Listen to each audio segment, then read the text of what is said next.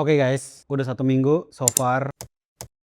Gue mau cerita apa yang udah kita kerjain, which is project ngebangun studio gue. Mulai dari desain dulu yang mau gue ceritain, oke? Yang pertama, desain gue coba bikin di SketchUp, terus kemudian gue cari beberapa mood board dan reference di Pinterest. Kira-kira yang paling oke apa, dan ternyata yang gue suka itu lebih ke cenderung gelap. Nah, kalau dari plannya, kira-kira kalau bawahnya kayu, warnanya gelap gimana, terus kemudian gue bentuk secara ruangan aslinya, karena ruangan aslinya ini nggak begitu besar, cuma 4,5 kali 5,5. Terus sebenarnya ada satu sisi lagi yang 2 kali 2-nya, cuman itu nyudut gitu doang, dan itu emang secara fungsi cuma untuk storage. Jadi gue naruh storage di situ, jadi tidak makan ruangannya in general. Karena kemarin gue cerita ada pintu kamar mandi yang mau gue tutup dan ternyata emang lebih oke gitu ya. Akhirnya gue coba tempel lah itu semua warna abu-abu, kayunya coklat, terus dengan aksen plain warna putih, sama ada wall panel coklat yang agak tua juga.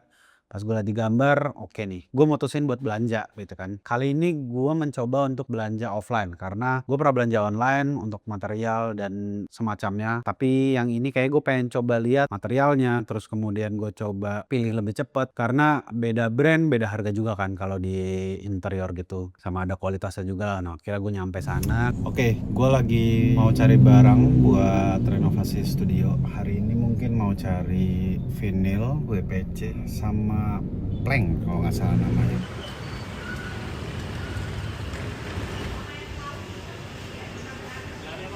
Sama cari WPC sama ini apa ya? SPC atau SPC betul. ya?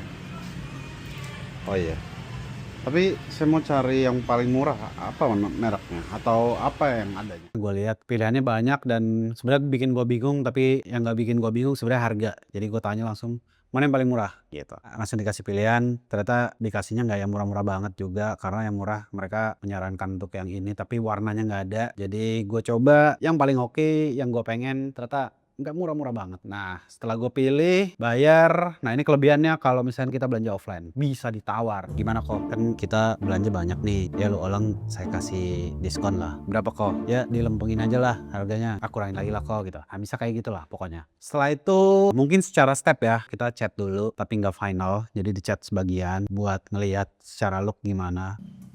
Oke guys, jadi ruangannya udah selesai, kita cat. Kurang lebih kemarin kita ngabisin 3 hari lah buat ngecat. Cuman ini belum 100%, secara progres 95 lah, karena masih ada beberapa yang masih harus kita benerin. Kayak gini nih, ini masih ada yang tipis, ada yang tebel. Jadi nunggu kering dulu semua banget, habis itu baru kita timpa lagi. Terus kemudian kita pasang SPC, kita pasang besi di atas, karena gue pengen ngeliat ruangannya lebih lega. Karena tadi gue udah bilang ruangan ini kecil, jadi gue nggak mau nanti ketika syuting terlalu banyak light stand. Menurut gue akan makan space. Jadi gue memplanning untuk ngebikin rigging di atas supaya lightingnya bisa diganti gitu. Terus selanjutnya pasang wall panel, terus pasang plint di bawah, dan ternyata pas dilihat hasilnya sesuai sama desain yang gue bikin.